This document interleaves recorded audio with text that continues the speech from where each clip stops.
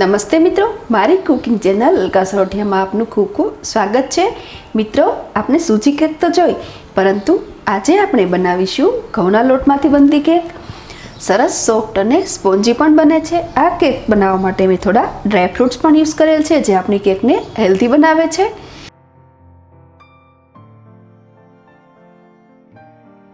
Cake બનાવવા માટે સૌપ્રથમ આપણે બેટર તૈયાર કરી લઈએ। તે માટે એક બાઉલમાં સૌપ્રથમ હું ઘઉંનો અડધો કપ લોટ લઉં છું। ગ્રામમાં તે 50 ગ્રામ જેટલો છે। ફ્રેન્ડ્સ, જે રોટલી કે પૂરી બનાવી શકાય તેવો ઝીણો ઘઉંનો લોટ છે। કેક બનાવતી વખતે લોટ હંમેશા ચાળીને જ યુઝ કરાય છે, જેથી લમ્સ પણ ન રહે અને બેટરની કન્સિસ્ટન્સી પણ સરસ સ્મૂથ બને। સાથે જ મેં લીધેલ છે 50 ગ્રામ મિલ્ક પાવડર।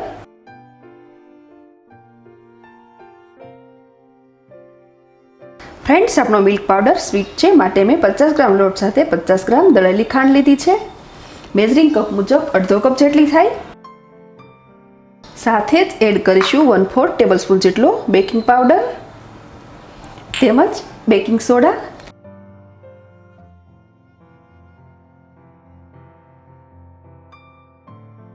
બધા જ ડ્રાય ઇન્ગ્રેડિયન્ટ્સને સરસ રીતે મિક્સ કરીએ।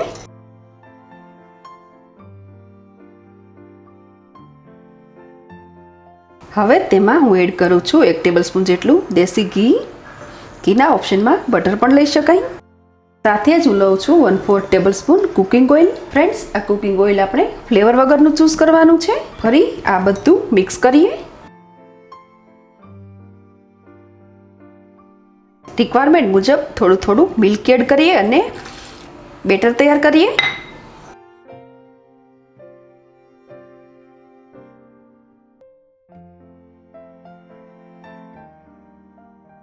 ફ્રેન્ડ્સ, તો વોલવીટ ફ્લોર કેક બનાવવા માટેનું આપણું આ બેટર તૈયાર છે। આ બેટરની કન્સિસ્ટન્સી આપણે આટલી રાખવાની છે। હવે આ બેટરને ઢાંકીને 10 મિનિટ માટે રેસ્ટ આપી દઈએ, જેથી બેટર સરસ સેટ થઈ જાય। 10 મિનિટ પછી આપણે બેટર ચેક કરીએ। બેટર સરસ સેટ થઈ ગયેલ છે। હવે એડ કરીશું ડ્રાય ફ્રૂટ્સ, જેને મેં બારીક કટ કરી લીધા છે। બાકીના ડ્રાય ફ્રૂટ્સ ઉપરથી ગાર્નિશ કરીશું। સરસ રીતે મિક્સ કરીએ, જેથી ડ્રાય ફ્રૂટ સરસ રીતે બધા જ બેટરમાં સ્પ્રેડ થઈ જાય। આ બેટરને આપણે આ મોલ્ડમાં ઢાળી લઈશું, જે માટે મેં આ મોલ્ડને સારી રીતે ઘીથી ગ્રીઝિંગ કરી લીધું છે।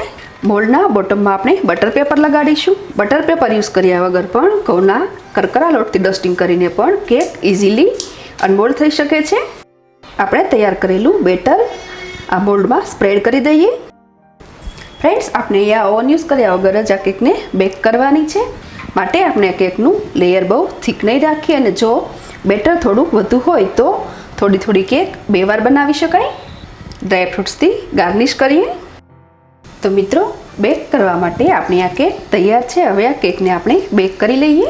ફ્રેન્ડ્સ, આ કેકને બેક કરવા માટે મેં એક પેનમાં 1 કપ જેટલું મીઠું ગરમ થવા મૂકી દીધું છે। ફ્રેન્ડ્સ, આ મીઠું મેં પહેલાં પણ યુઝ કરેલ છે, માટે તેનો કલર થોડો ચેન્જ થઈ ગયો છે। હવે તેમાં એક સ્ટેન્ડ રાખી દઈએ અને તેના પર રાખીશું આપણું કેક ટીન। ફ્રેન્ડ્સ, આ પેનને મેં 10 મિનિટ માટે પ્રીહીટ કરેલ છે। કેકને બેક કરવા માટે પ્રીહીટ કરવું જરૂરી છે। તેના પર આપણે લીડ કવર કરીશું। આ કેકને બેક થવામાં લગભગ 30 થી 35 મિનિટ જેટલો ટાઈમ લાગે। સ્ટવની ફ્લેમ મીડિયમથી પણ થોડી ઓછી સેટ કરવાની છે, છતાં પણ 20 મિનિટ પછી આપણે આ કેક ચેક કરતા રહીશું। ફ્રેન્ડ્સ, 20 મિનિટ જેટલો ટાઈમ થઈ ગયો છે, તો આપણે લીડ હટાવીને કેક ચેક કરીએ। વાવ ફ્રેન્ડ્સ, આપણે જોઈ શકીએ છીએ કે આપણી કેક એકદમ સરસ ફૂલી ગઈ છે।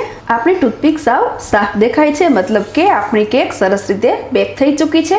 તો હવે આપણે સ્ટવની ફ્લેમ ઓફ કરી દઈએ અને આ કેકને ઠંડી પડવા દઈએ।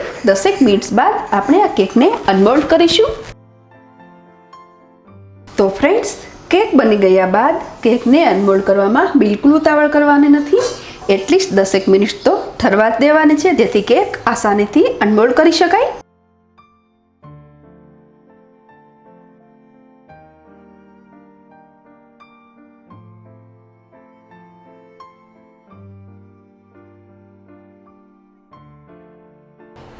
તો ફ્રેન્ડ્સ, આ તૈયાર છે ઘઉંના લોટમાંથી બનેલી ડ્રાય ફ્રૂટ્સ કેક। ફ્રેન્ડ્સ, આ કેક ખૂબ જ સરસ સોફ્ટ અને સ્પોન્જી બનેલી છે. ટેસ્ટી તો છે જ, સાથે ખૂબ હેલ્ધી પણ છે, કારણ કે આપણે આ કેકને ઘઉંના લોટમાંથી બનાવેલી છે, તેમજ સાથે ડ્રાયફ્રૂટ્સ પણ લીધેલા છે. તો મિત્રો, તમે પણ બનાવજો અને મારી આ રેસીપી સારી લાગે તો લાઈક કરી અને આપના ગ્રુપ્સમાં શેર કરજો.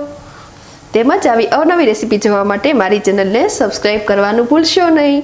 ફરી મળીશું નવી રેસીપી સાથે. Thanks for watching.